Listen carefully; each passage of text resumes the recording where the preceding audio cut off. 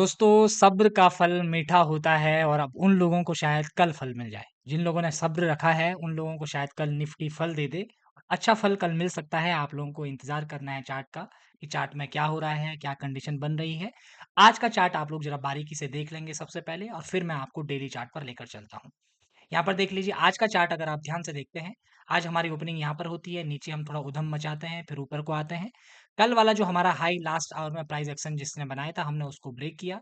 धीरे-धीरे ऊपर गए और 26,000 के ऊपर काफ़ी देर सस्टेन हुए। यहाँ पर मैंने अपना शॉर्ट भी डाला था और यहाँ पर कई सारे लोगों ने एंट्री भी बनाई होगी और वो एंट्री फेल रही। उन लोगों को कोई प्रॉफिट नहीं हुआ, बशर्ते कॉस्ट टू कॉस्ट या लॉस में उनको निकलना पड़ा।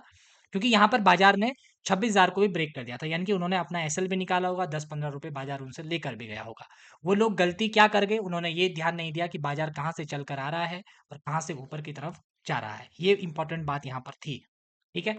उसके बाद आज और कल, कल क्या हो सकता है उसके लिए अब हम डेली चार्ट पर चलते हैं और डेली चार्ट पर हम 2 काम करेंगे दोस्तों। पहला काम तो ये होगा कि हम निफ्टी को देखेंगे, दूसरा काम ये होगा कि उसके साथ हम बैंक निफ्टी को भी देख लेंगे, ताकि हमें पता रहे कि कल बैंक निफ्टी क्या कर सकता है। आज के निफ्टी को घुमाने में भी बैंक निफ्टी का बड़ा योगदान है, आप लोगों को ये बात समझनी चाहिए। तो देख लीजिए, सबसे पहली बात तो आप ये समझिए कि हमारी क्लोजिंग क्या है? हमारी क्लोजिंग है 26,052। आज थोड़ा-सा पेन टैप प्रॉब्लम कर रहा है, तो आप लोग थोड़ा जो नंबर मैं मुँह से बोल रहा हूँ, आप उस पर ज़्यादा फोकस रहिएगा, ठीक है? आज का जो इम्पोर्टेंट पॉइंट है 26,052, 26,052 की हमारी क्लोजिंग मिली है। अब हमारा जो रेजिस्टेंस पॉइंट है या जो ट्रेंड लाइन पॉइंट है, ये है इसी के आस-पास है। अगर जो हमारा हाई पॉइंट है, वो है 104 का। किसका है? 104 जो हमारा पुराना स्विंग हाई है। इस बात को याद रखिएगा 26,104 इस बात को आप नोट कर लेंगे।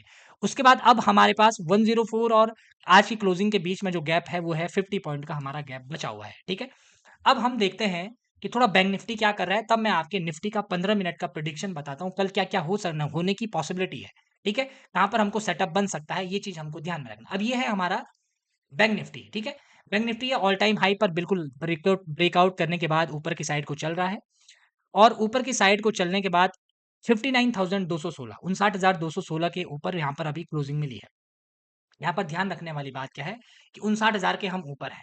अब इसकी मॉर्निंग की क्लोजिंग कहाँ होती है? ध्यान से सुनिए, मॉर्निंग की क्लोजिंग कहाँ होती है बैंक निफ्टी की, ये बड़ी इंपॉर्टेंट है। अगर बैंक निफ्टी 59,000 के ऊपर ही खुलता है, गैप डाउन नहीं खुलेगा, ऊपर ही खुलेगा, तो क्या बात होगी? तो हमारा निफ्टी भी लगभग फ्लैट खुल सकता है। फ्लैट खुलेगा तो इसके पास अपॉर्चुनिटी कहाँ पर ऊपर जाने की है? इसके बीच में क्या राउंड लेवल है? 59,500 का एक राउंड लेवल है और उसके ऊपर तो अपॉर्चुनिटी ही अपॉर्चुनिटी है। अब यहाँ ध्यान से देखिए, आइए इस तरफ आइए, ध्यान रखिएगा, आप बिना बैंक निफ्टी के निफ्टी आपके से हैंडल होगा नहीं। उन दोनों को साथ में लेकर आपको चलना ही पड़ेगा। अब देखिए, ये है निफ्टी का ऑल टाइम हाई 26,280 का। यानी कि इस पॉइंट के बाद अगर हमारा निफ्टी ब्रेकआउट करता है तो ये पॉइंट हम लोगों के लिए टारगेट एक निकल कर आएगा। ये बड़ा पॉइंट है, 180 पॉइंट का है, लेकिन छोटा-छोटा टारगेट हम 60-60 पॉइंट, 50-50 पॉइंट के अकॉर्डिंग सोच सकते हैं। जिस तरीके का सेटअप बनता है, इस बात को आपने ध्यान रखना है। अब जैसे कल हमारी ओपनिंग होती है फ्लैट, एग्जांपल के लिए अगर हमारी ओपनिंग हो गई फ्लैट, इसी कैंडल के अंदर, इस हाई के अंदर अगर हमारी ओपनिंग होती है, तो हमको ध्यान रखना पड़ेगा कि पहली कैंडल क्या बना रही है। पहली कैंडल बड़ी बन रही है, छोटी बन रही है, कैसी बन रही है? अगर हमारी पहली कैंडल बड़ी बनती है, ऊपर की साइड को जाती है, 20-30 पॉइंट की बनती है और हम 100 के आस-पास चले जाते हैं।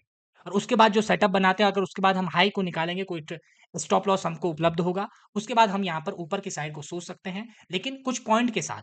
ऐसा नहीं कि ओवर कॉन्फिडेंस में हमको ध्यान रखना पड़ेगा बैंक निफ्टी का।